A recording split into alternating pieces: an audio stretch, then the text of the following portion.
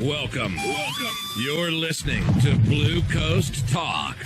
Thanks for joining us today. Let's listen in. And I rise up, I rise like the day, I rise up, I rise unafraid, I rise up, and I do it 1,000 times again. And I rise up, I like the waves, I rise up, in spite of the ache, I rise up, and I do it 1,000. Please welcome our founder, Charlotte King. The Southern Delaware Alliance 2015, its major focus was the criminal justice reform. The vision of the alliance is the elimination of racism and its corrosive consequences.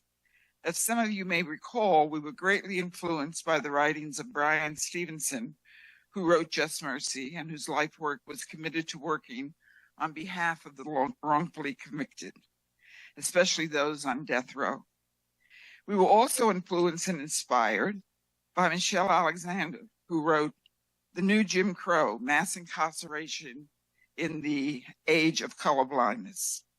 Mrs. Alexander's hypothesis is that the American penal system has emerged as a system of social control. She proceeds in her book to dissect and analyze all aspects of the criminal justice system, from arrest, pre-trial, incarceration, sentencing, plea bargaining, non-diverse juries, lack of adequate legal representation, to support her belief that the imprisonment of Black people, especially males at any age, has the same purpose as the Jim Crow era, but worse results.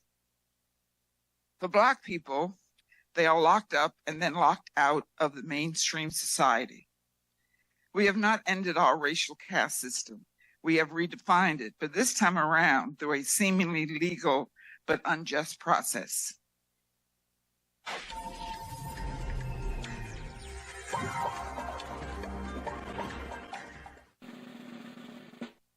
Hi, my name is Joe Lawson. I'm the Executive Director of the Southern Delaware Alliance for Racial Justice.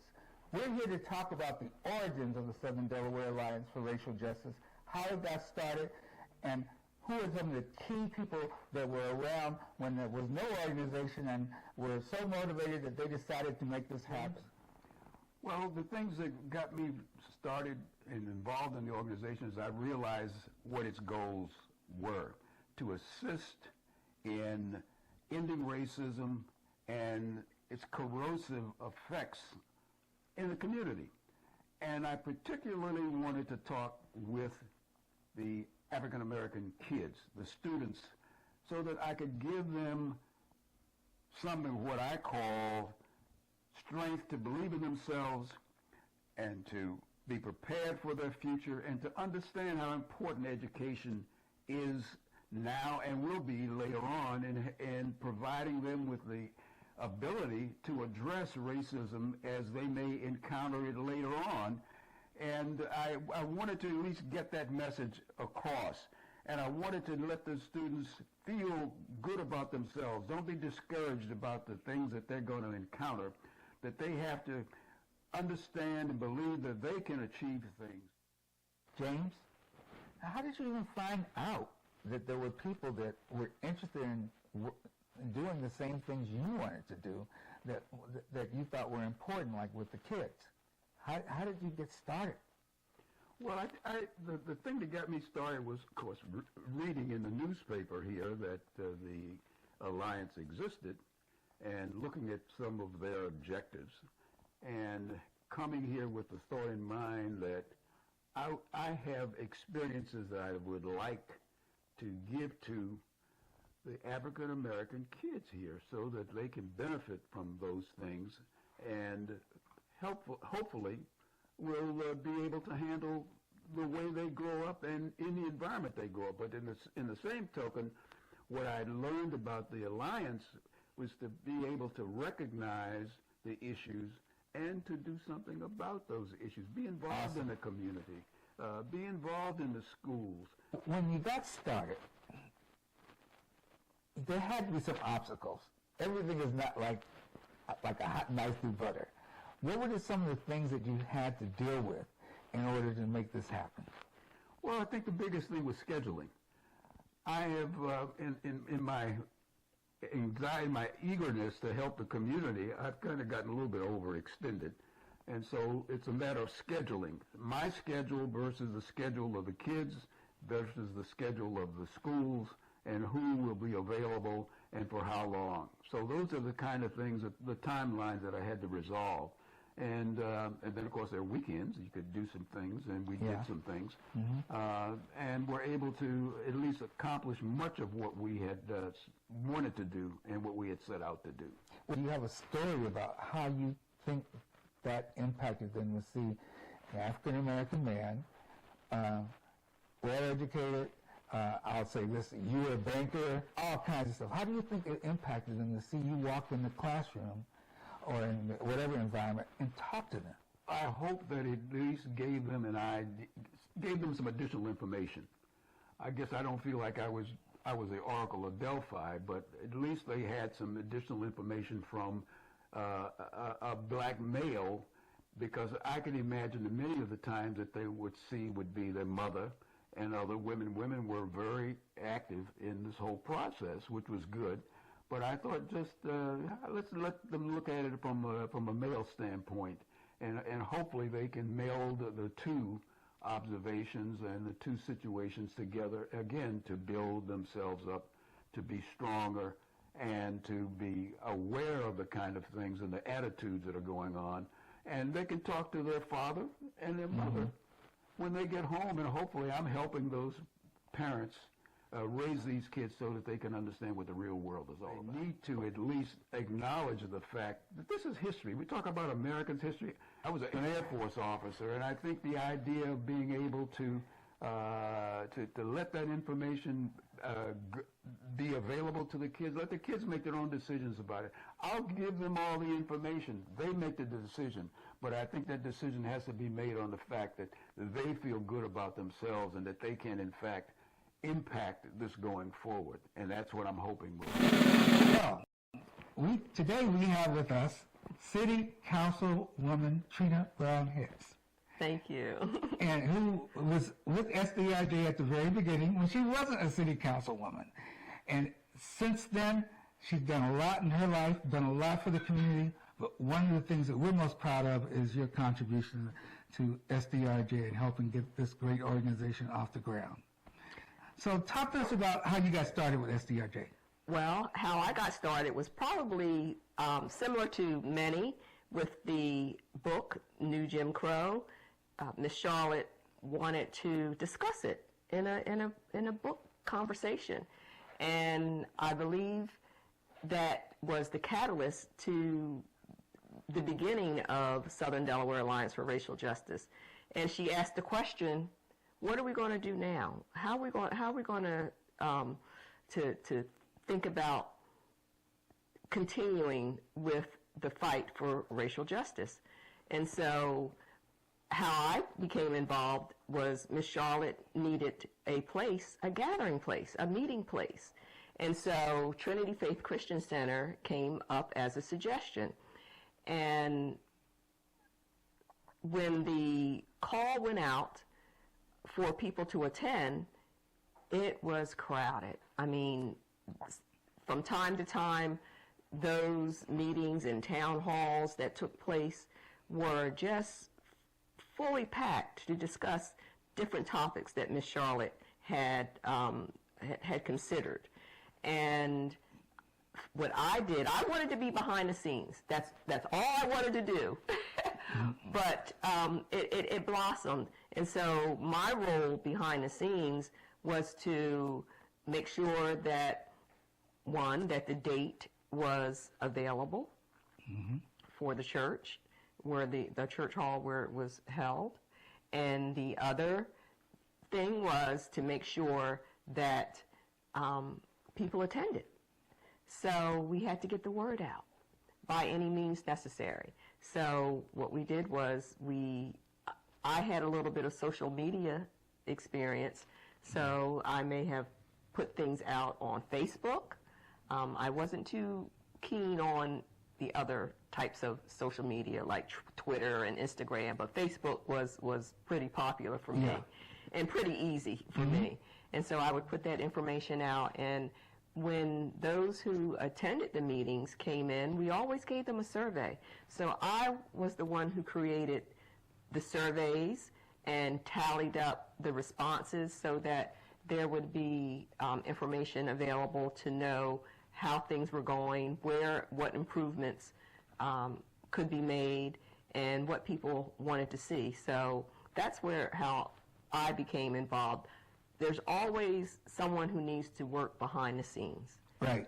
And that's how a lot of this work, a lot of the menial, the tedious tasks have to be done when it comes to things of this nature. And so that's what I did. I tried to work behind the scenes to give everyone what they needed. And then when Ms. Charlotte needed data to possibly look for grant funding, then I would gather that information for her. Excellent. So when you did the surveys, what did the surveys show you? What did you learn from those surveys? The surveys pretty much showed Ms. Charlotte what was working and what was not, and what people wanted to see more of or less of. They wanted to make sure that there was ample question and answer time. So when there was the town halls that in Trinity, there was a stage or that people could sit at in a panel that people could hear, what was coming out of into the audience. And so what it showed that people wanted to be able to answer and ask questions of the panelists mainly. Outstanding.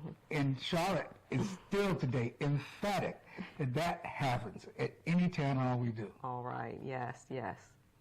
So I'm excited that this work is continuing to go on, and especially celebrating 10 years. Anything that has happened that you think, oh, gee, this is amazing. I never expected all this to happen. I think one of the things that, first of all, it grew fast in my mind, and I think that the community came together more so with Southern Delaware Alliance for Racial Justice. In my mind, that I've seen, they've come together even more so than other organizations that were out there. So, and the other thing that I liked to see was that there were seeds that were planted, and those seeds grew into other things like the African American Book Festival and the other town halls, and being able to have this in other venues and bring other organizations together. So I think that was the one thing that was very impressive on the Southern Delaware Alliance for Racial Justice organization. Being a local, because you're born and raised here, before the Southern Delaware Alliance for Racial Justice, was there a big need that people thought of? What did people think or feel, or why wasn't this here before? Well, I can't say the reason why it wasn't here before, only that there was a need, because there were so many things happening in the world, in the United States, and in Sussex County, that thankfully that there was someone who had a vision to be able to pull this together and pull people together to work on improving the issues of Sussex County and even more so all of Delaware. And one of the wonderful things about your involvement is it didn't just stop with SDRJ. You've been a pillar of strength in terms of getting the history of Lewis set up so that people in future generations will know what was there. But you got some of you started SDARJ, is that correct? Yes, absolutely.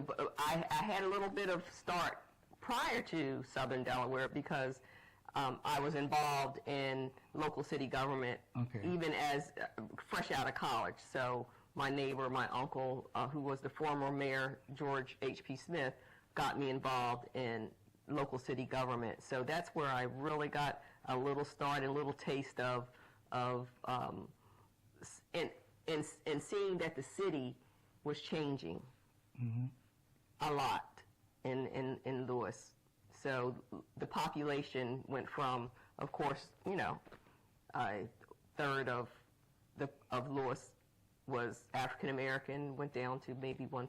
So, yeah, it's changed a lot. So that kept me involved and gave me the courage to continue to make sure that the history was not lost in the city of Lewis. And that is unbelievably important. Well, thank you very much. I think we are done, but I want to thank you for being here and thank you for all the things you've done, not just for SDRJ, but for our community as a whole. You're inspiration to so many of us. Thank you. And Miss Charlotte has always been a mentor ever since I've known her. So I am so happy that she had the wisdom and the foresight to start Southern Delaware Alliance for Racial Justice. Well, thank you. We're here today talking about the origin story for the Southern Delaware Alliance for Racial Justice. And one of the people that was there right at the beginning was Mr. Calvin Jackson. I'm not going to take time to go through all of Calvin's accolades. There are many. Just to say that one of the things that we believe most important is how he played such a critical role in getting SDRJ up and then getting the word out about SDRJ. Calvin, talk about how you got involved with SDRJ. Okay, so I was not one of the original people who were involved in SDRJ, but I was close to the beginning. How close? Probably less than a year, I would say. That's close enough, right? Okay. And when I retired to Lewis, I was like, you know what?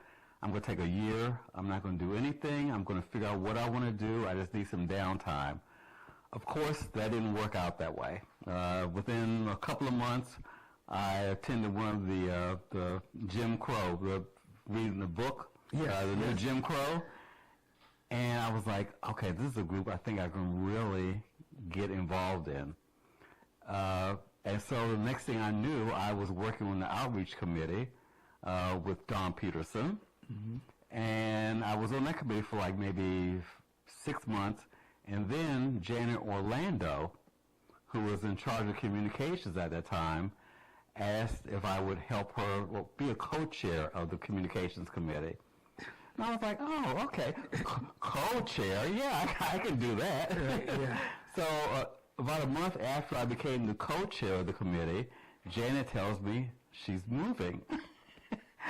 And guess what? I became the chair of the communications committee. And I really loved working with the organization. I love the people. The mission is just incredible because, we're trying to improve lives for everyone and get justice for everyone. So it was one of the best things I did when I moved here. So, being co-chair, and someone said, you're going to be co-chair. What did you think it was going to be? I thought it was going to end up being. I thought I was actually going to be a co-chair for a while. I didn't think I was going to take over communications. I thought I was just going to help Janet, learn from her, grow into the position. But no, I became the communications person for SDARJ. Did SDRJ have town halls at the time? We did, but they were in person. So what we did is we would set up a camera and just record it on a camera, a video camera. They sort of evolved over time because I think COVID happened. So we stopped meeting in person. So then we started doing the town halls Zoom, the Zoom town halls, which I really loved because I could be really creative with the Zoom town halls. Oh, yes, you would. But I have to tell you, the first time I did a Zoom town hall, I had no idea what I was doing. I think, in fact, somebody from the library was sitting with me to show me, okay, this person's talking, switch to that. That person's talking, switch to this. It took me maybe 2 town halls before I really felt comfortable enough to do it on my own. So, what were the big obstacles that you encountered when you started in the communications role? What did you have the resources you needed? I mean, you just mentioned the fact that you didn't even know how to do a Zoom town hall, but what were the obstacles that you ran into? Okay, so it's sort of odd because in my previous life I was in communications for the National Institutes of Health, but a lot of what I did was more of supervising other people how to do things. And now I had to actually do it myself. Before SDARJ, I had never really done a website. So it's like all of a sudden I'm thrown into this. It's like, okay, how do you, I think first we revised the website. Then I was like, how do I maintain the website? So it was really a learning process for me. So could we call you the father of the SDARJ website? Or did you have a mother that you worked with? Okay, maybe the stepfather. And one of the other things I really loved getting involved with was dialogue to action. Yes. I think I was one of the first facilitators. Yeah, we were in that same class. Yes. 2019 class. Yes, yeah. Oh, you have a good memory. I can't remember the dates anymore. Yeah, 2019. I really enjoyed meeting with people, having that conversation with them about, their personal experiences and how we were navigating through racism. And I remember one particular thing. We used to, Rachel Greer Reynolds and I, we were teamed up together for the first session that we did. Yeah. And I remember we did at Friendship Baptist Church. Reverend Edwards was very gracious to let us use his facility. And we had this one exercise where it was sort of like step forward or step back. Oh, yeah. And that was very telling because at the end of that exercise, you had some people that were like in a completely different room because their experiences were different than everybody else in the cohort. Yeah. So. And for listeners, basically the step forward, step backward exercise meant that if you had an advantage or something that was helpful in terms of your life, you step forward and then name all these categories. But if you didn't, or if you had something that was a detriment, you step backwards. Yes. Where were you? Yes. Well, I was a facilitator. Oh, okay. So I just had to make sure everybody was comfortable with the exercise. So one of the things that we've learned in talking with people about the origin story of SDARJ is that a lot of people that have gotten involved brought their expertise, their life experience, their work experience into SDARJ, and that was one of the things that really helped facilitate its growth and its acceleration because you had a lot of talented and passionate people. Yes, yes. So you talked a little bit about your what you brought to SDARJ, but elaborate a little bit more. Okay, so I think my background was in communications, so I did know how to sort of oversee a website. I sort of knew how to do the marketing part of it. So I was very good at that. I was very good at producing videos for SDARJ. I was very good at other parts of communications. And I think that I think I am able to work with everyone. Yeah. That's a skill. That's a really, really important skill. And hopefully I can get the best out of people when I work with them. So that's one of the pieces I think I brought to SDARJ was, just maybe that calm voice, and, keeping on the track, keeping on the mission, and just really being there to facilitate whatever needs to be done. Because, I would get calls from in communications, of course, you end up working with all the other committees, Right. Because everybody wants something done. So I had to learn how to work with each of the various committees, the various personalities involved. So at times it was a challenge. Yes. But I hope I did a good job. So name one of the challenges that happened. That without, well, just name the challenge in terms of pulling this together. Because when you look at what you put together, it could not have come without challenges. I would say maybe a challenge was sometimes things would get misinterpreted. Okay. Yes. When you think people want one thing and it's really something else that they want. So I would always check in with people to make sure I was actually doing what needed to be done.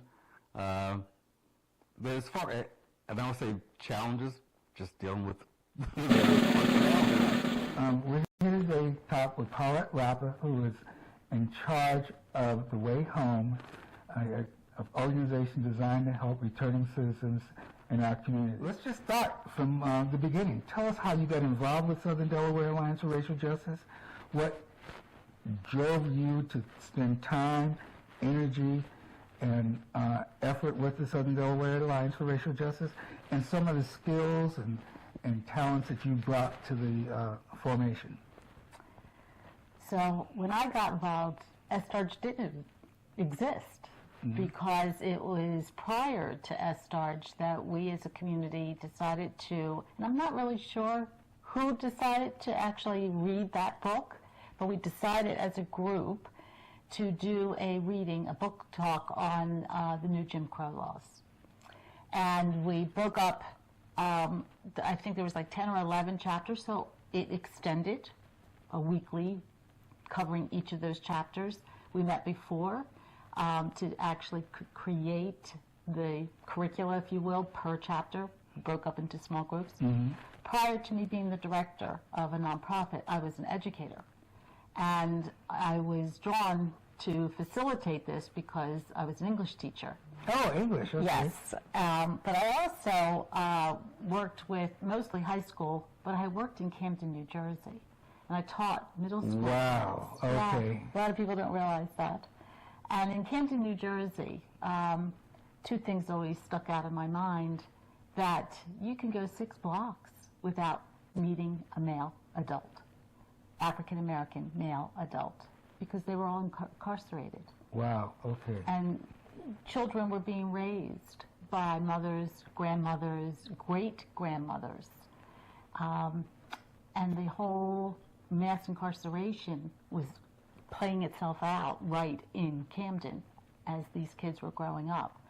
So going over the new Jim Crow and taking a look at the impact that mass incarceration had and what Michelle Alexander was trying to emphasize drew my attention.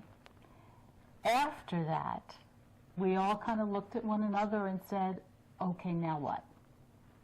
And it was Charlotte that had decided, why don't we take this and formalize it into something that examines racism here in Southern Delaware.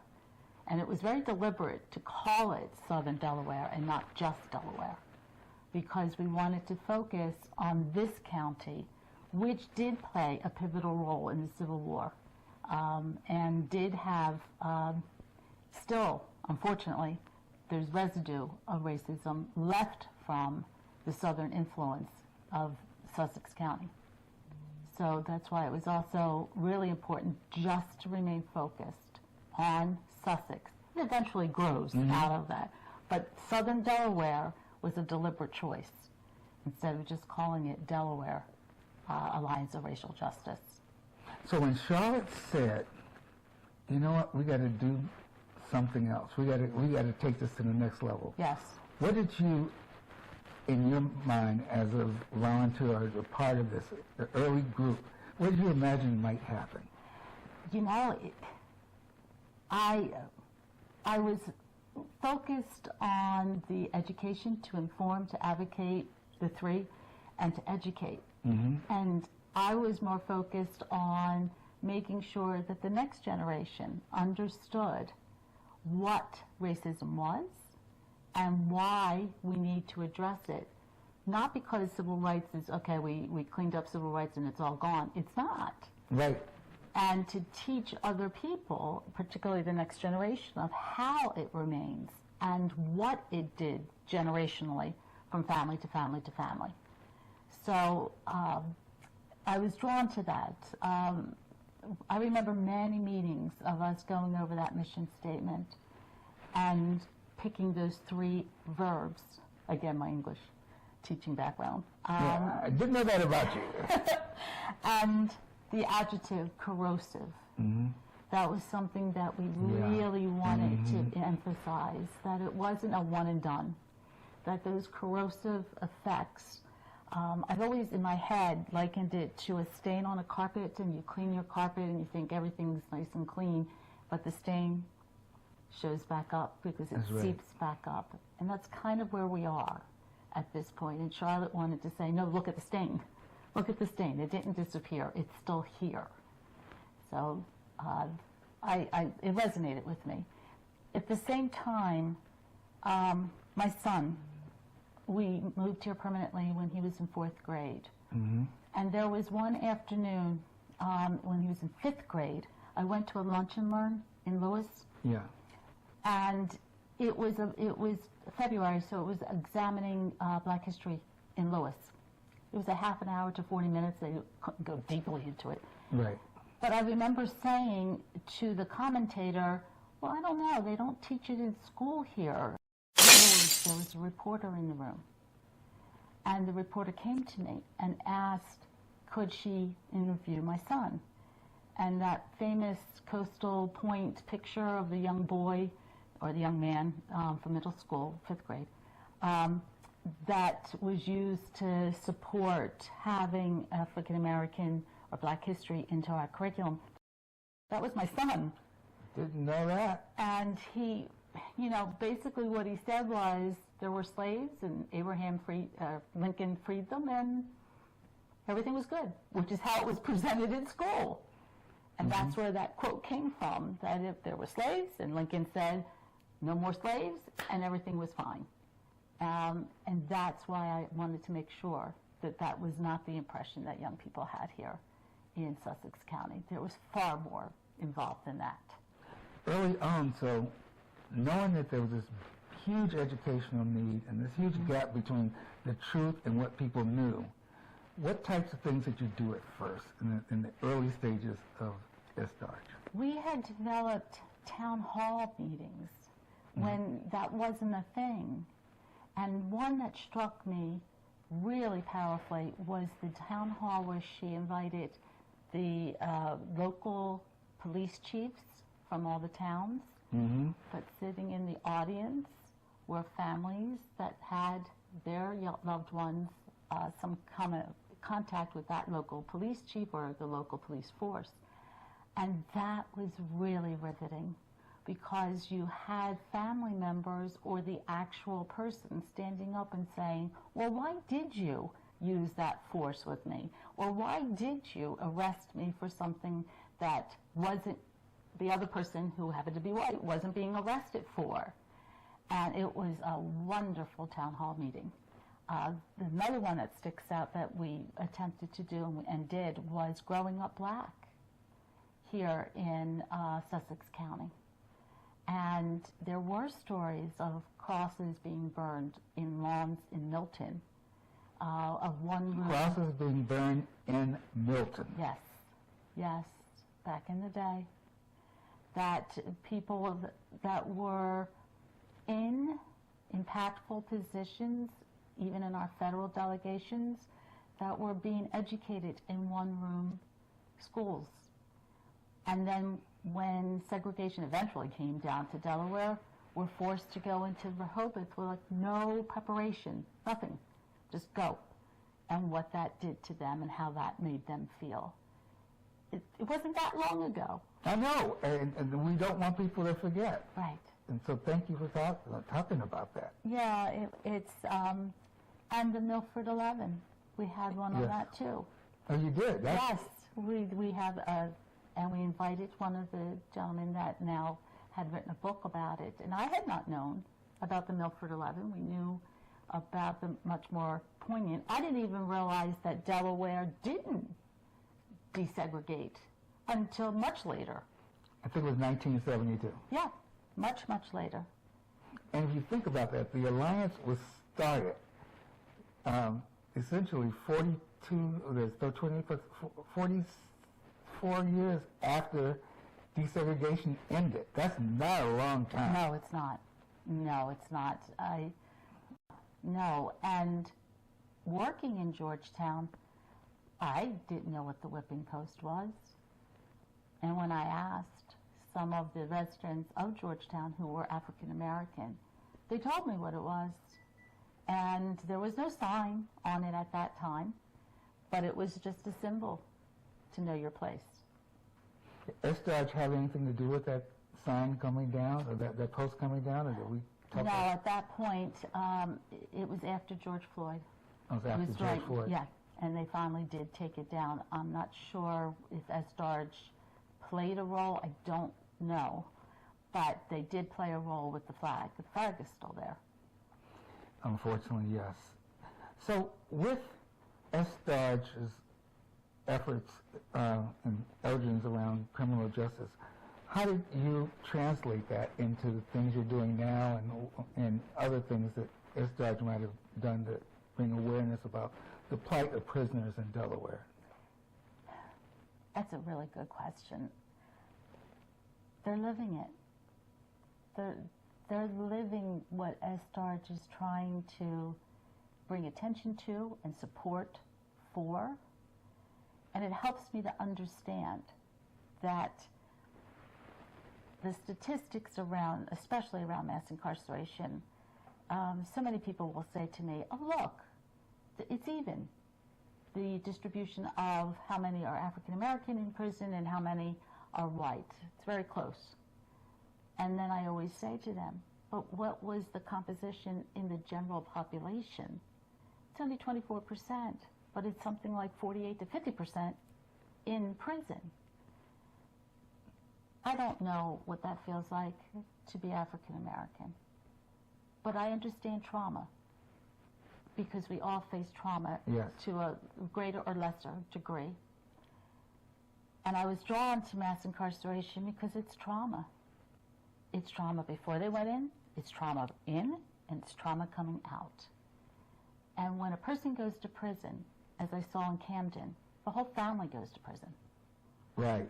And it has sustaining effects on those children, on those families. And most of them are now coming out here in Delaware. They're not the same. How can you be? And trying to rebuild your life from that.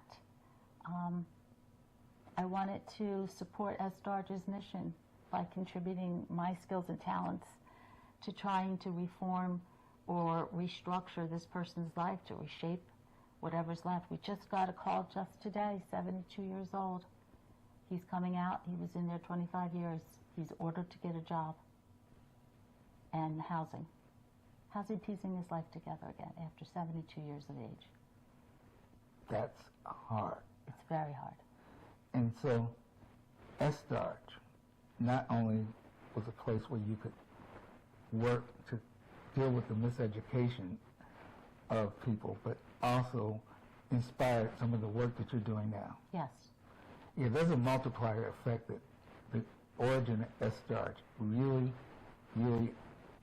contributed to in terms of people doing work, not just with the organization, but in the community. And we want to thank you for telling your story.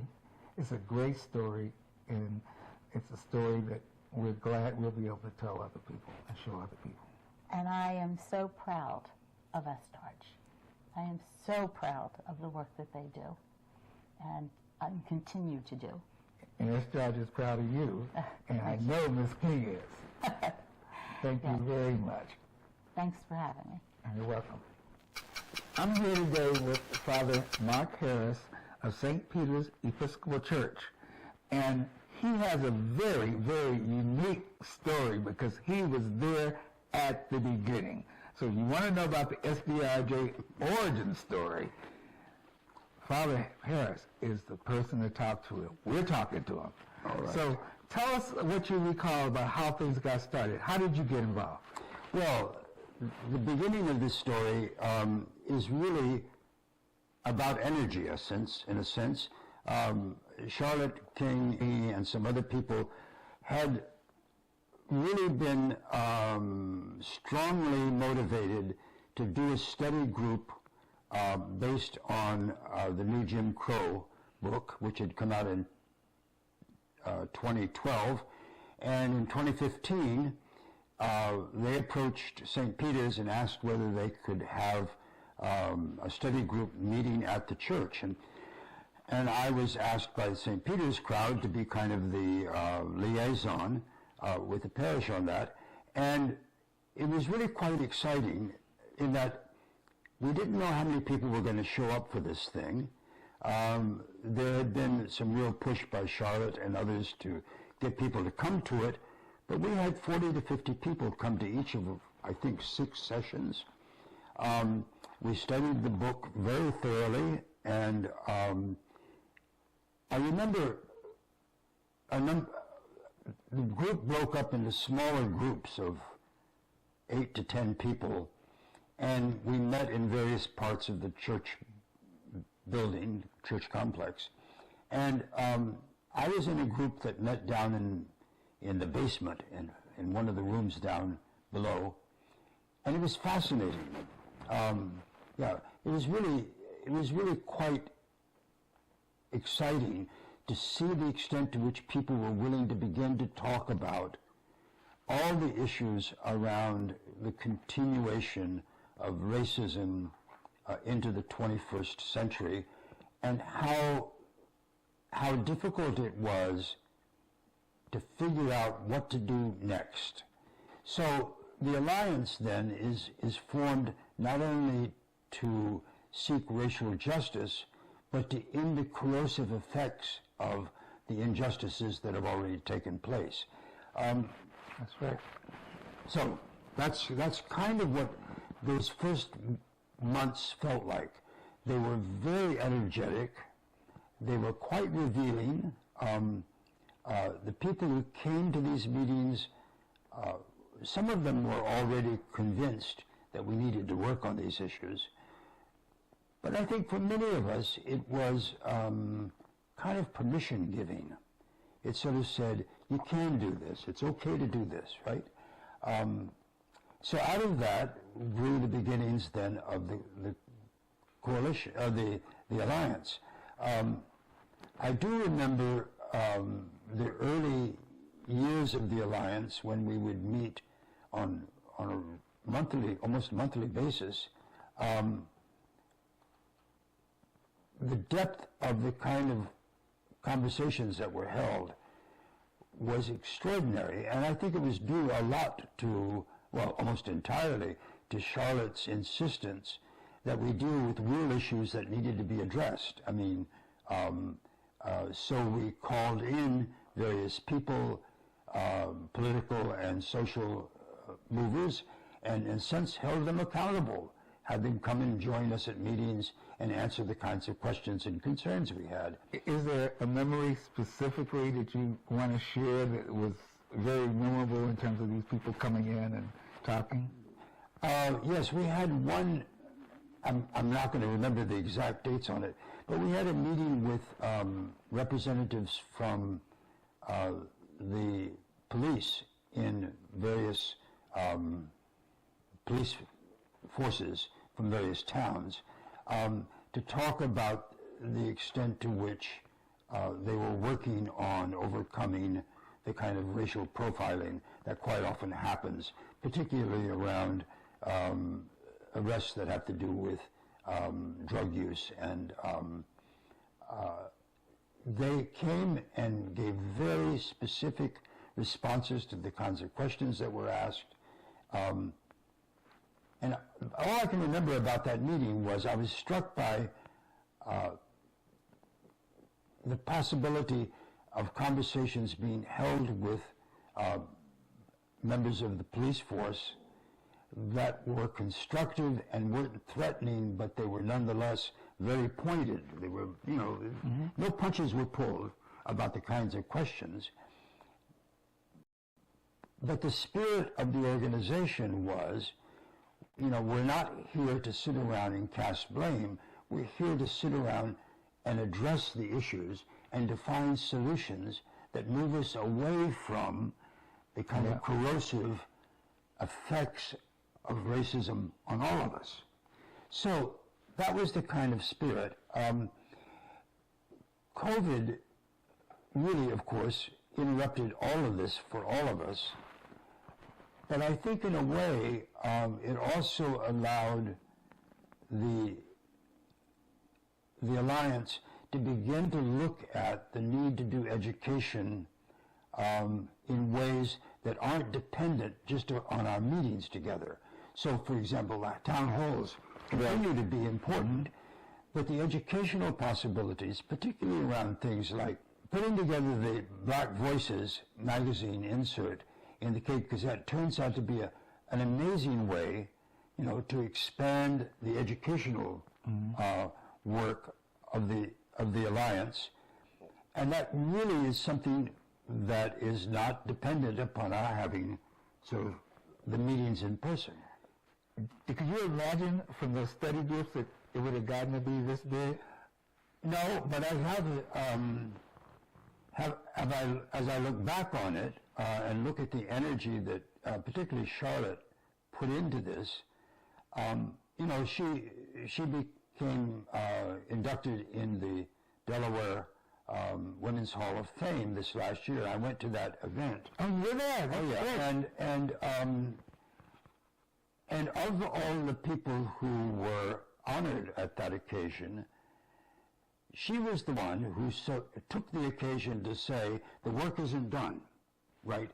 I mean, it's not, you can congratulate me if you want for the work that I did, but the work isn't finished. That's right. So the model of the Alliance is, the work isn't finished, it's ongoing, it involves, as you recite, more and more things being done. Mm-hmm.